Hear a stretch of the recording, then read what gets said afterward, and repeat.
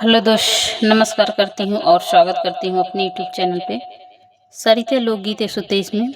आज हम बहुत ही प्यारा कजरी गीत सुनाने जा रही हूँ। लीजिए सुनिए देर न करते हुए। हमके सावन में झूलनी गढ़ाए द पिया जिया बहलाए द पिया ना।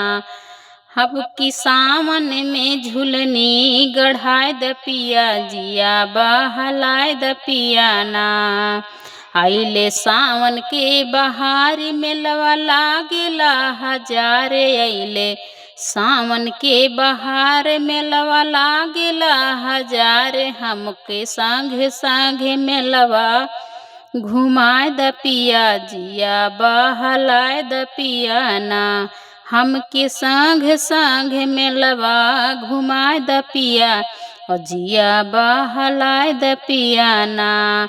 हमके सावन में झूलनी गढ़ाए द पिया और जिया बहलाए द पिया जिया बहलाए द पिया ना।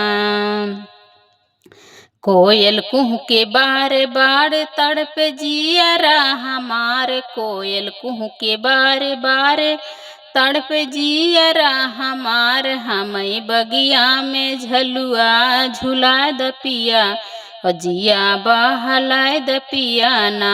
हमके बगिया में झलुआ झुलाए द पिया जिया बहलाए द पिया ना।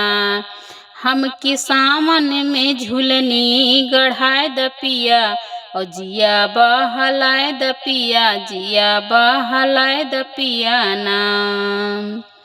हमके झूलन हमें झलुआ झुलाए द पिया।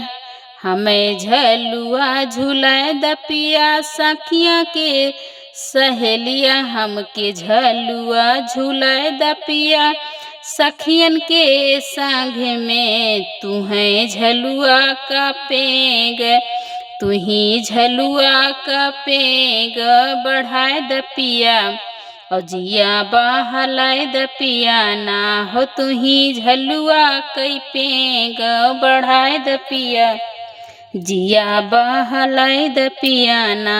हमके सावन में झूलनी गढ़ाए द पिया और जिया बहलाए द पिया जिया बहलाए द पिया ना।